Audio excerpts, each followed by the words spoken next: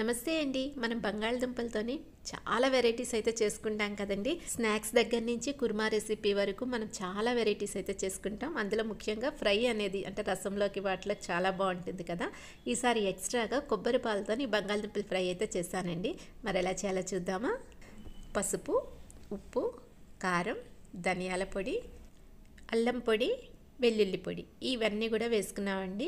దీంతోపాటు గరం మసాలా లేదంటే మనకి బిర్యానీ మసాలా అది కూడా యాడ్ చేసుకోవచ్చు. అల్లం వెల్లుల్లి పొడి లేకపోతే కొంచెం అల్లం వెల్లుల్లి పేస్ట్ మనం యాడ్ చేసుకోవచ్చు. దీనికి ముందుగా కొబ్బరికాయ అనేది చిన్న ముక్కలుగా కోసుకొని ఈ విధంగా పాలైతే తీసుకొని రెడీ పెట్టుకోవాలండి. చిక్కటి పాలు అయితే బాగుంటుంది. పల్చగా అంటే వాటర్ అది కొంచెం వేసుకొని చేసుకుంటాం కదా, సో అలాంటి పాలు మనకు కావాల్సి ఉంటుంది. ఈ కొబ్బరి పాలు మనం వడకట్టుకొని ఇప్పుడు మనం తీసుకున్న ఇంగ్రీడియంట్స్ ఏవైతే ఉన్నాయో దాంట్లోకి మనం మిక్స్ చేసుకోవాలండి. ఇందులోకి చిన్న పంచదార అది వేసినా కూడా బాగుంటుంది. వేయకపోయినా కూడా కొబ్బరి పాలు కొంచెం తీపిదనం ఉంటుంది కాబట్టి సరిపోతుంది. ఇవన్నీ కూడా చక్కగా మనకి పేస్ట్ లాగా అయిపోవాలండి. అంటే ఎప్పుడు నేను ఇదే మెథడ్తో చేస్తానండి, కానీ వాటర్ వేస్ట్ చేస్తూ ఉంటాను. కానీ ఈసారి కొబ్బరి పాలు వేస్ట్ చేద్దామని చిన్న ఐడియా వచ్చిందనండి. టేస్టీగా ఉంటుంది కదా, అందులో కొబ్బరి ఎక్కువ వాడతాం కాబట్టి కొంచెం ఈ విధంగా ట్రై చేస్తానండి. చాలా బాగా వచ్చింది. అందుకని చెప్పేసి ఈ రెసిపీ మీకు పెడుతున్నాను. నాకు కొంచెం సరిపోలేదండి పాలు, అందుకని మరి కొంచెం కొబ్బరి పాలే వేసుకున్నాను, నార్మల్ పాలు అయితే కాదు. మనకి పేస్ట్ అయితే రెడీ అయిపోయిందండి. ఇప్పుడు బంగాళదుంపలు మనం చిప్స్ కట్ చేస్తారు కదండి, మరీ అంత పలచగా కాకుండా మరీ మందంగా కాకుండా మనము ఫ్రై చేసుకోవడానికి కట్ చేసుకుంటాం కదండి, అలా కట్ చేసుకుంటే సరిపోతుంది. అయితే ఇది మనకి చిప్స్ ఎలా తీసుకుంటామో పెద్దగా అంటే స్లైస్ లాగా అలాగే కట్ చేసుకోవాలండి.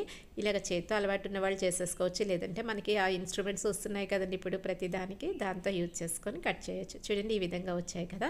ఇప్పుడు మనం 1-2 సార్లు అయితే బంగాళదుంపలు కడుక్కోవాలండి. అప్పుడే దాంట్లో ఉన్న స్టార్చ్ అది పోతుంది. అంటే ఇలా తిన్నా హెల్తీగానే ఉంటుందని అంటారు.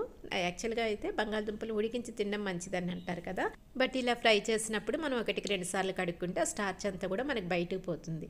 ఇప్పుడు ఈ ఏదైతే మనం పేస్ట్ చేసుకున్నాం అందులోని ఈ విధంగా నానబెట్టేసుకోవాలండి. అటు ఇటు కూడా మనకి బాగా పట్టేటట్టు చూసుకోవాలి. ఇప్పుడు నాన్ స్టిక్ ప్యాన్ తీసుకొని దాంట్లోకి ఈ విధంగా మనం పరుచుకోవాలండి.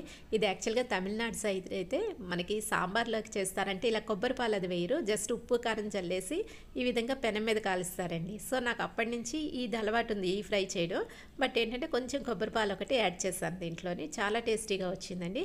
మీకు ఇంకా కొంచెం పులుపుదనం కావాలంటే చిన్న ఆమ్చూర్ పౌడర్ అని యాడ్ చేసుకుంటే సరిపోతుంది.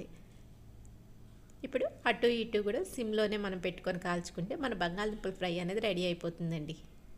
కొంచెం టైం టేకింగ్, బట్ తినేందుకు టేస్టీగా ఉన్నప్పుడు టైం అయినా పర్వాలేదు కదండి.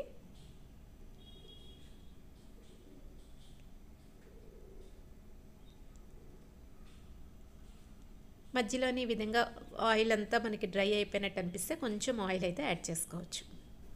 ఇంతేనండి, సింపుల్గా మన బంగాళదుంప ఫ్రై కొబ్బరి పాలతో రెడీ అయిపోతుందండి. నచ్చిందండి వీడియో? నచ్చితే లైక్ చేయడం మాత్రం మర్చిపోకండి. Thank you for watching.